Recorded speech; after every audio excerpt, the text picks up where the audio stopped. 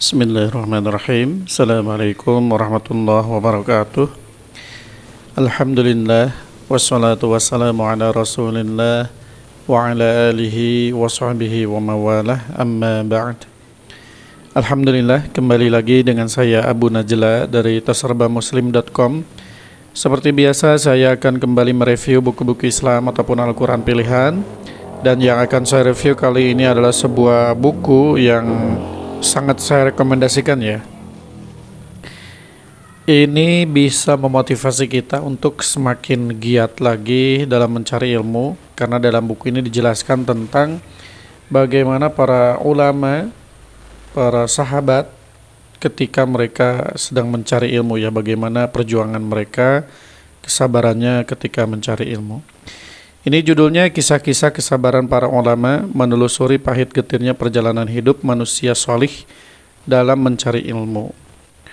Paling unik dan inspiratif. Nah, ini jadi saya jamin sangat menginspirasi ya. Ini isinya, kisah-kisahnya.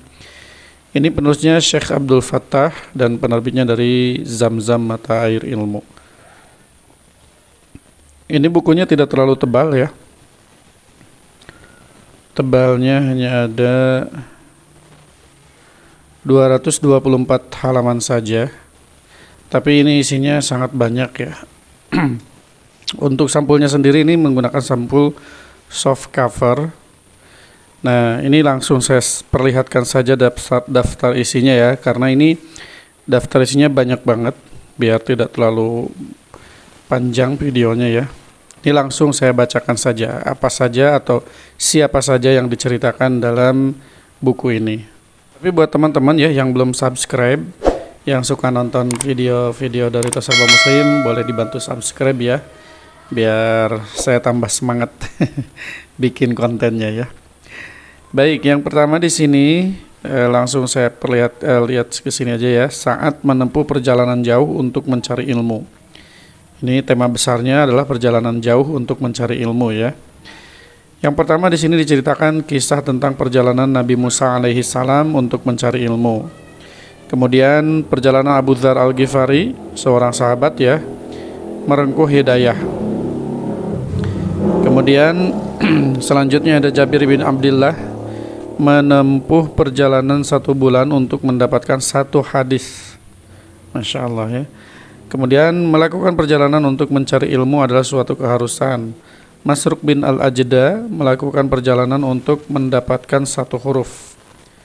Sa'id bin Musayyab rahimahullah melakukan perjalanan siang dan malam untuk mendapatkan 1 hadis. Kemudian kesabaran Imam Asy-Sya'bi rahimahullah berjalan di bumi memburu ilmu. Kemudian 2 tokoh tabi'in menjelajah negeri untuk mencari ilmu. Siapa saja 2 tokoh tersebut? Dapatkan di dalam bukunya ya. Kemudian selanjutnya di sini ada Imam Abdullah bin Farukh rahimahullah pergi ke Kufah untuk mendengarkan ilmu. Kemudian selanjutnya ada kesabaran Imam Ahmad bin Hambal rahimahullah menjelajah negeri demi ilmu. Kemudian ada Ishaq bin Mansur Al-Kausad rahimahullah berjalan kaki ke Baghdad untuk menemui Imam Ahmad rahimahullah. Kemudian Imam Baqi bin Makhlad Al-Andalusi menyamar sebagai pengemis untuk mendengar ilmu dari Imam Ahmad bin Hambal. Kemudian Imam Abu Hatim Ar-Razi menempuh perjalanan dengan berjalan kaki selama 7 tahun demi ilmu. Masya Allah ya. Kemudian Ya'qub bin Sufyan Al-Farisi rahimahullah menghabiskan waktu 30 tahun dalam perjalanan mencari ilmu. Kemudian perjalanan ilmiah Fadl Asy-Sya'rani dan Al-Hafiz Al-Arghiyani. Kemudian Khaythamah bin Sulaiman ingin mencari ilmu malah ditawan musuh. Ini ujiannya ya. Kemudian perjalanan ilmiah Ibnu Al-Muqri Al-Asbahani. Kemudian Ibnu Mandah melakukan perjalanan mencari ilmu selama 45 tahun. Abu Nasr As-Sidzi menolak menikahi wanita karena ingin konsen menggeluti ilmu. Perjalanan Abu Sa'ad As-Saman Ar-Razi untuk mencari ilmu. Mandi keringat menyertai perjalanan ilmiah Khatib At-Tibrizi Imam Ibnul Jauzi rahimahullah menghabiskan masa mudanya untuk mencari ilmu. Kemudian Muhammad bin Thahir al-Maqdisi mengalami kencing darah 2 kali karena jauhnya jarak perjalanan. Masya Allah. Kemudian selanjutnya Khalifah Abu Ja'far al-Mansur ingin menjadi ashabul hadis. Nah itu yang kisah dan tema besarnya itu perjalanan, ya perjalanan jauh. Kemudian ini saat tidur tak teratur dan jiwa enggan bersantai-santai.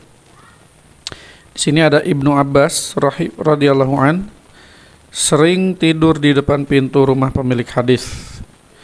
Kemudian Sa'id bin Jubair menulis hadis di atas pelana unta. Ismail bin Ayyash menghentikan sholatnya untuk menulis hadis. Di malam yang dingin saling mendiskusikan hadis. Ibnul Qasim al-Misri rahimahullah meninggalkan istrinya yang sedang hamil untuk mencari ilmu. Mengkaji fikih semalam suntuk sampai subuh. Imam Ahmad rahimahullah berdiskusi tentang hadis bersama gurunya. Imam Bukhari sering terjaga dari tidurnya untuk menulis ilmu. Kesabaran Asad bin Al-Furat dalam menimba ilmu.